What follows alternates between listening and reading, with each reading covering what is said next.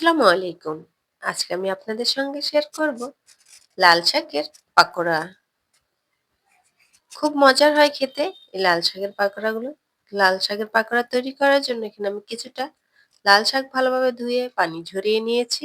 এরপর একটা ছুরির সাহায্যে কুচি কুচি করে কেটে নিব।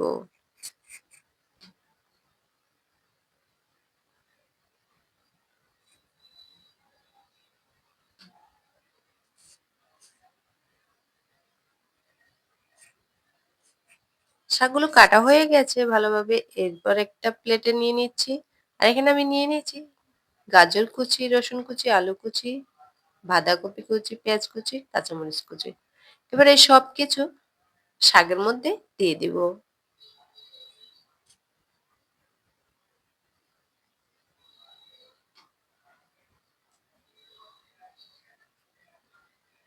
এরপর দিয়ে দিব ১ চা চামচ গরম মসলা গুঁড়ো, হাফ চা চামচ দিয়ে দিচ্ছি কাবাব মসলা, হাফ চা চামচ জিরে গুঁড়ো আর হাফ চা চামচ দিয়ে দিচ্ছি ধনিয়া গুঁড়ো। স্বাদ মতো দিয়ে দিচ্ছি লবণ, হাফ চা চামচ হলুদের গুঁড়ো, হাফ চা চামচ দিয়ে দিচ্ছি মরিচের গুঁড়ো, হাফ চা চামচ আদা রসুন বাটা আর দুটো ডিম ভেঙে এর মধ্যে দিয়ে দিব।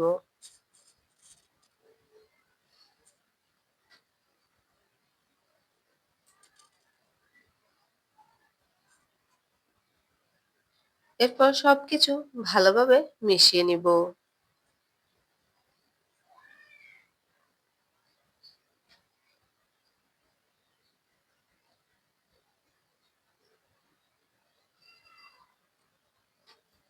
ভালোভাবে মেশানো হয়ে গেছে। এরপর দিয়ে দিব ২ টেবিল চামচ ময়দা। আমি এর মধ্যে ময়দা দিয়ে পাকোড়াগুলো করে নিচ্ছি। আপনারা চাইলে ডাল বেটে কিংবা বেসন দিয়ে নিতে পারেন। আবারও ভালোভাবে মিশিয়ে নেওয়া হয়ে গেছে। এরপর চুলায় একটা প্যান বসিয়ে দিয়েছি। এর মধ্যে পরিমাণ মতো তেল গরম হতে দিয়ে দিয়েছি। এবার হাতের মধ্যে কিছুটা পাকোড়ার মিশ্রণ নিয়ে এভাবে করে তেলের মধ্যে দিয়ে দিব। আপনারা আপনাদের পছন্দ অনুযায়ী কিন্তু পাকোড়াগুলো তৈরি করে ভেজে নিতে পারেন। আর এই পর্যায়ে চুলার আঁচ একদম লো রেখে ভাজতে হবে। কারণ এখানে সব ধরনের সবজিগুলো কিন্তু কাঁচা আছে। আমি আগে ভেজে নেইনি। তাই চুলার আঁচ একদম লো রেখে ভাজতে হবে।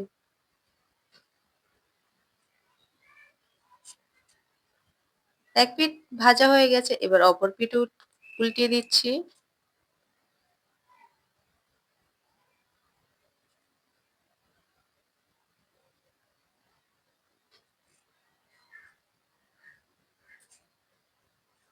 উল্টিয়ে পাল্টিয়ে ভালোভাবে ভেজে নিয়েছি।